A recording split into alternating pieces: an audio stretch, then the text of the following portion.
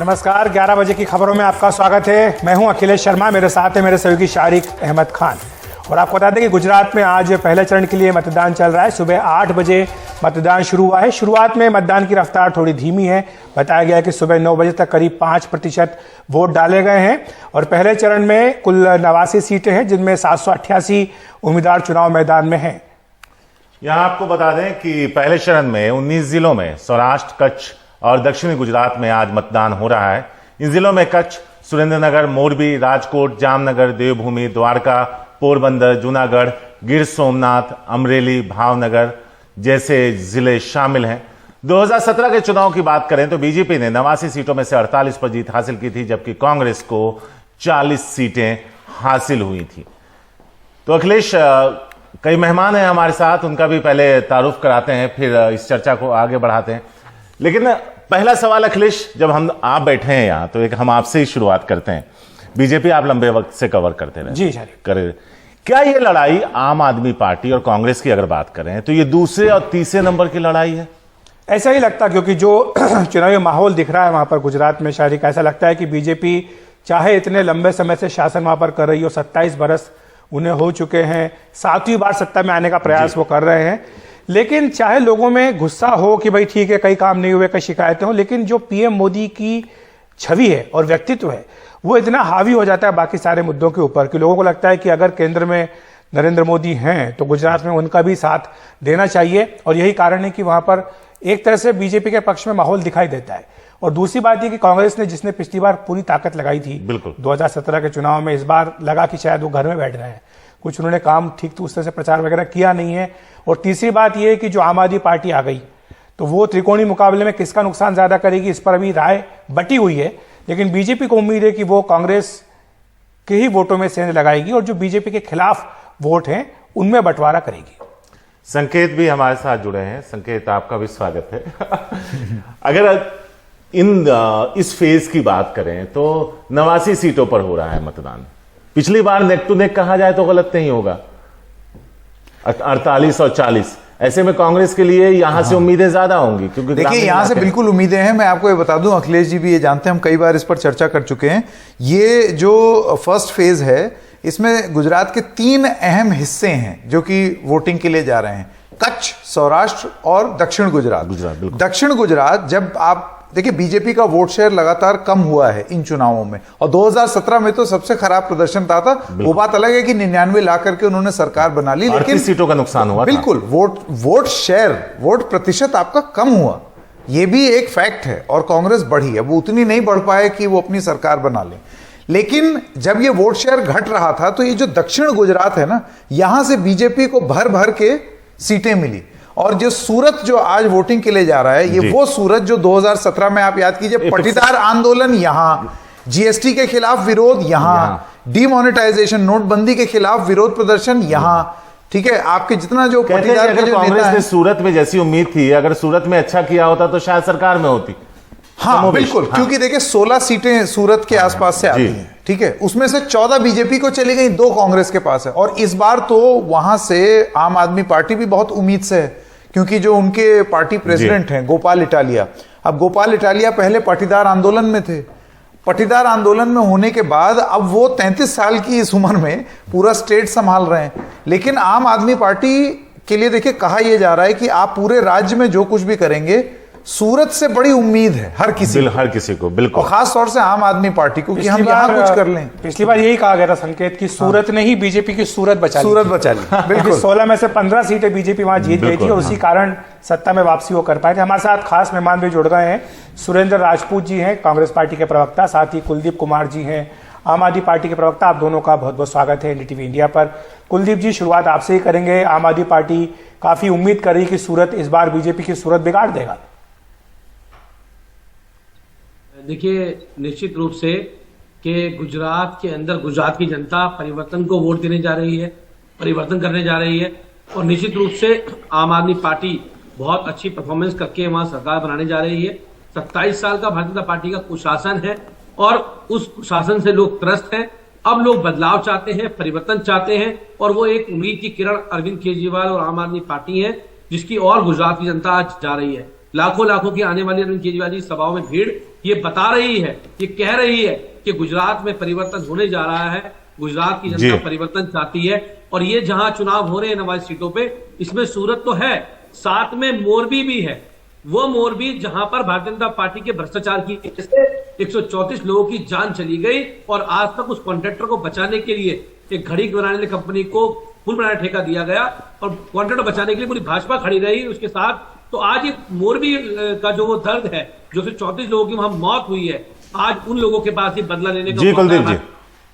और मुझे लगता है कि गुजरात के लोग बदलाव करके रहेंगे। अरविंद केजरीवाल जी की जो गारंटी गुजरात के लोगों को अरविंद केजरीवाल जी ने दी है, उस पर गुजरात के लोग मोहर लगाने का काम करेंगे। सुरेंद्र राजपूत भी हैं जो प्रवक्ता है कांग्रेस के।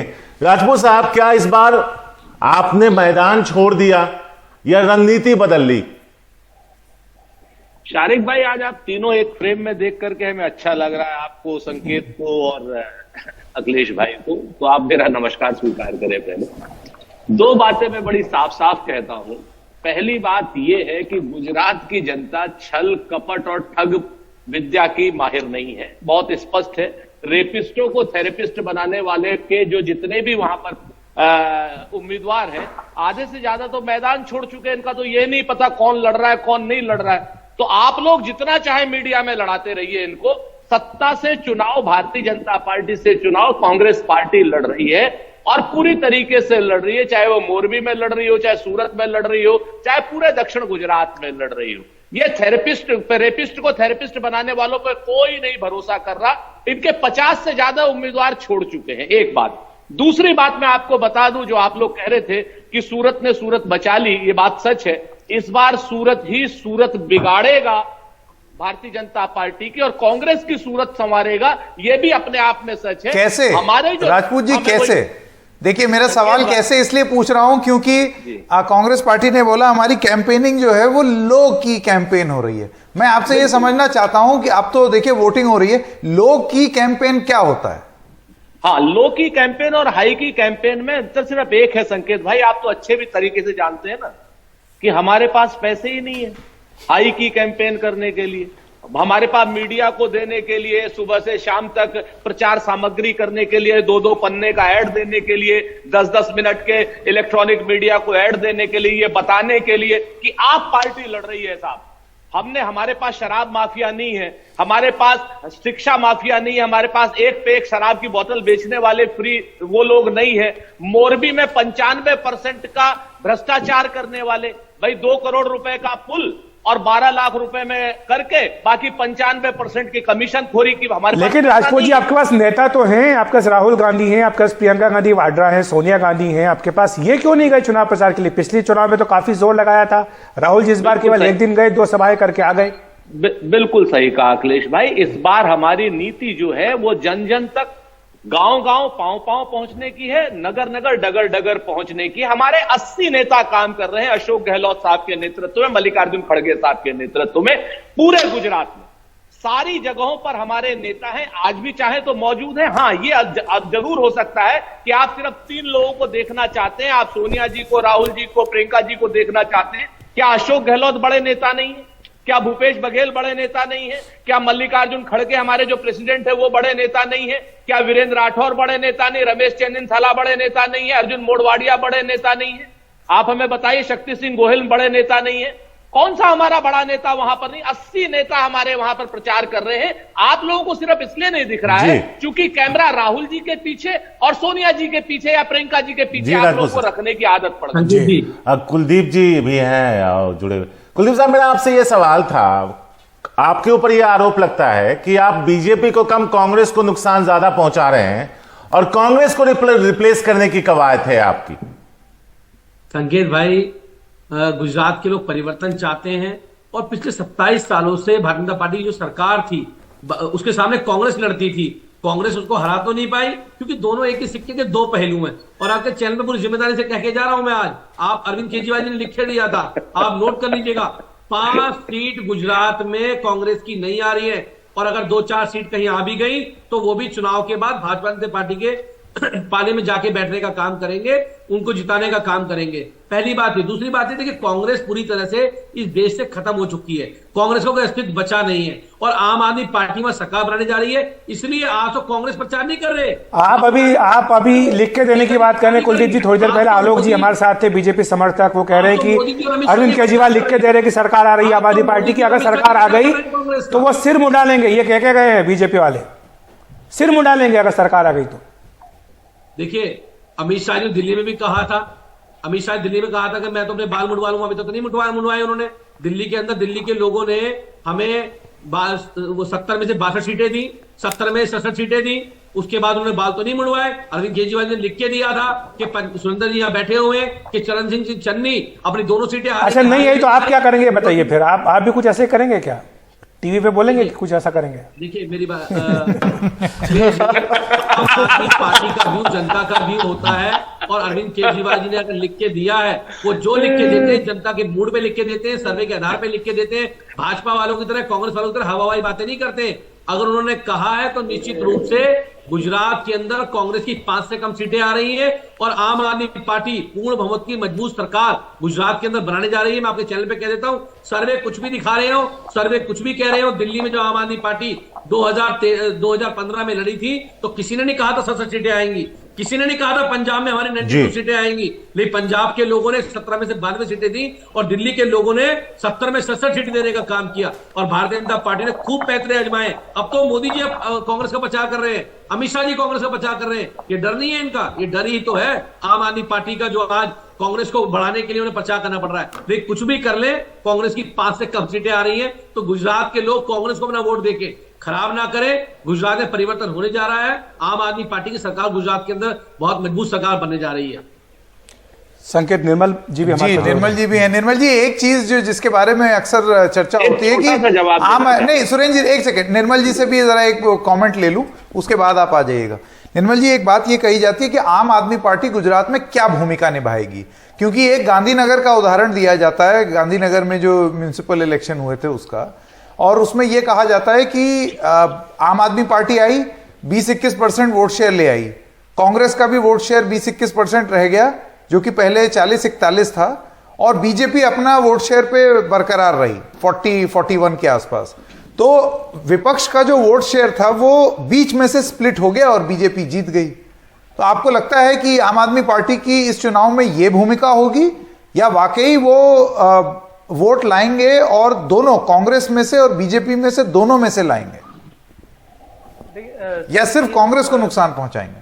हाँ, जो पंजाब का जो चुनाव हुआ जिसमें आम आदमी पार्टी ने बहुत ही अप्रत्याशित प्रदर्शन किया है, वहां उसकी वजह से एक ये धारणा जरूर बनी है कि आम आदमी पार्टी गुजरात में भी उसी तरह का दौरा सकती है। तो जिस तरह का उन्होंने बहुत ही हाई वॉल्यूम कैंपेन गुजरात में उन्होंने किया, और दूसरी तरफ कांग्रेस का कैंपेन बिल्कुल देखने में नहीं आया, बहुत ही लो की उसके कंपैरिजन में अगर आप कहें तो इसकी वजह से एक ये धारणा जरूर बन रही है। पर पंजाब में और गुजरात में जो अंतर है वो ये है कि वहाँ भारतीय जनता पार्टी अभी भी बहुत मजबूत है, उसका वोट शेयर इंटैक्ट है करीब 40-45% के आसपास, जबकि पंजाब में अकाली दल उस समय बहुत खराब स्थिति से, उनके अपने एक तो भारतीय जनता पार्टी के साथ उनका गठबंधन नहीं था और दूसरा आंतरिक उनके परेशानी से वो लोग जूझ रहे थे, और कांग्रेस ने जो आखिरी समय में पंजाब में दांव खेला चरणजीत चन्नी पर, वो कामयाब नहीं हुआ, उनकी आंतरिक लड़ाई और ज्यादा बढ़ी, उससे अमरिंदर सिंह अलग पार्टी बना के लड़े।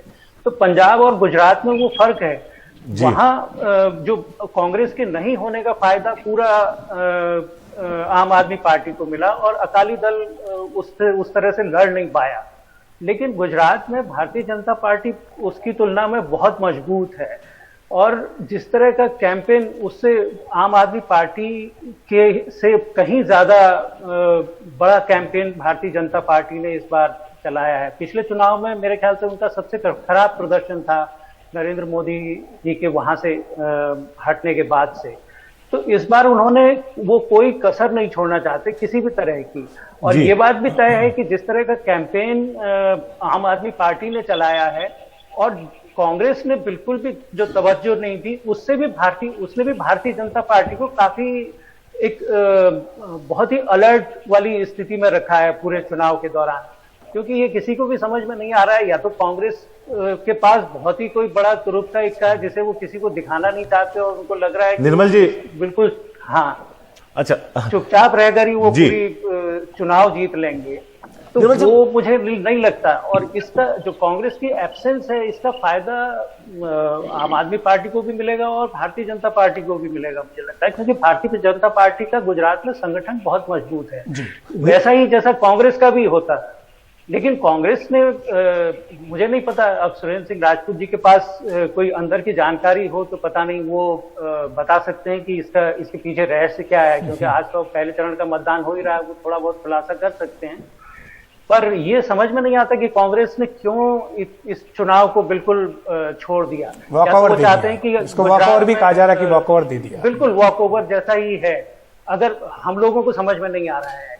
हो सकता है कांग्रेस के पास कोई हो इस तरह की रणनीति। यहाँ पे निर्मल जी एक छोटा सा सवाल था आपसे, अखिलेश और संकेत, इस पे आप लोग भी रोशनी, अगर जहां तक मुझे ठीक से याद है, अगर गलत हो तो सही कर दीजिएगा, कि एक रैली में प्रधानमंत्री ने शायद कहा था कि नजर रखिए, क्योंकि लगता है ये आपके घर तक पहुंच रहे हैं और चुपचाप प्रचार कर रहे हैं, तो उसको भी लेकर के कहा जा रहा है कि शायद उस तरह से भिड़ने की जरूरत नहीं समझी कांग्रेस ने, क्योंकि उन्हें लगता है कि अगर हम आमने सामने लड़ेंगे तो हार निश्चित है, तो कोई दूसरा रास्ता अख्तियार किया जाए। मैं उसको दूसरी नजर से देख रहा हूं, मैं उसको उससे देख रहा हूं क्योंकि आम आदमी पार्टी ने जिस तरह का कैंपेन वहां चलाया है उसमें भारतीय जनता पार्टी को शुरुआत में निश्चित तौर पर डराया है। और भारतीय जनता पार्टी की कोशिश ये, प्रधानमंत्री जी का भी जो बयान था जो जिसका आपने जिक्र किया, मुझे लगता है वो एक रणनीति के तहत था कि कांग्रेस भी कम से कम आम आदमी पार्टी के बराबर नहीं तो उसके आसपास तो दिखे कहीं पर, ताकि उसका फायदा फिर भारतीय जनता पार्टी को, अगर कांग्रेस और आम आदमी पार्टी दोनों बराबरी पे लड़ते हैं तो उसका बहुत बड़ा फायदा भारतीय जनता पार्टी को, जो वो उम्मीद कर रहे हैं कि 120 से ऊपर सीटें आए इस बार। लेकिन अगर सिर्फ आम आदमी पार्टी ही लड़ती हुई दिखेगी तो उसका नुकसान भारतीय जनता पार्टी को भी कुछ हद तक होगा। जी निर्मल जी, आप हमारे साथ बने रहिए। सुरेंद्र जी और कुलदीप जी, हम एक ब्रेक ले रहे हैं, ब्रेक के बाद फिर से इस पर चर्चा को जारी रखें।